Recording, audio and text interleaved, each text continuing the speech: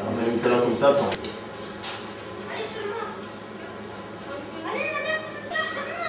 Le gymnase, il était vivant.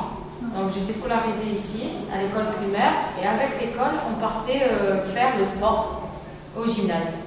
Donc c'était notre outil de travail, donc on faisait le sport là-bas. J'ai appris à faire du basket là-bas, faire du hand, on faisait la course, on faisait de l'endurance.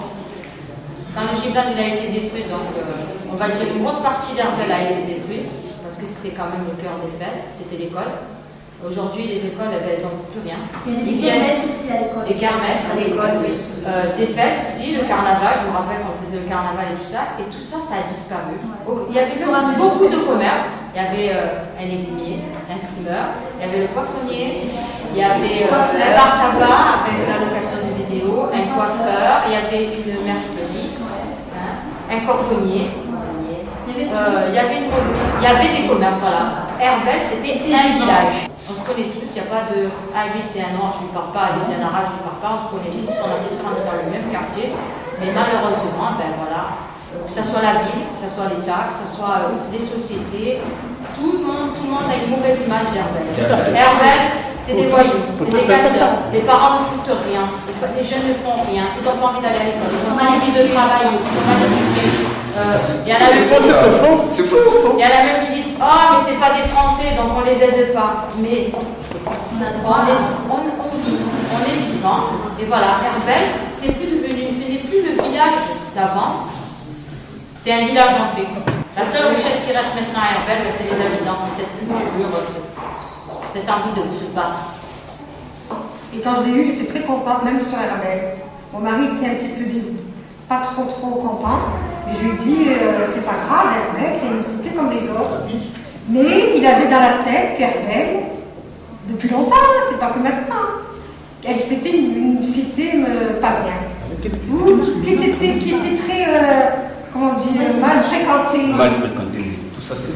Moi, ce qui me semble, ce qui manque ici, c'est des réunions avec les logeurs, que les habitants puissent parler avec leurs logeurs et dire vraiment ce qui ne va pas, de manière à ce que quand il y a une réhabilitation ou des travaux, on aille dans le sens des habitants et pas à l'inverse.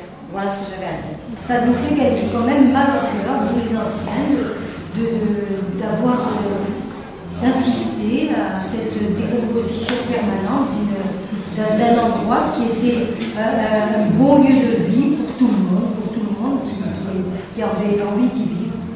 Je vais transmettre donc à la préfecture lors de cette réunion un extrait des cahiers de doléances, les courriers du maire et voir un peu eux qu'est-ce qu'ils font, quoi. C'est extrêmement important. Est-ce que vous pensez aujourd'hui que par rapport au plan de rénovation urbaine qui a été enclenché, par rapport au dispositif Borloo sur les lois en rue, Herbel, aujourd'hui une cité importante de la vallée du Vosne, pourrait s'inscrire aujourd'hui. Il y a lourd de répondre à toutes les problématiques qui sont posées et que pour la population d'Herbel, c'est extrêmement important de savoir que l'État s'occupe de tous les gens, surtout les chômeurs.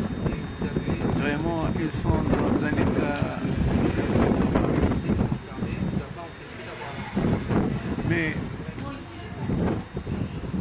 encourager les gens à d'ouvrir un fonds de commerce, je le veux aussi, je l'encourage.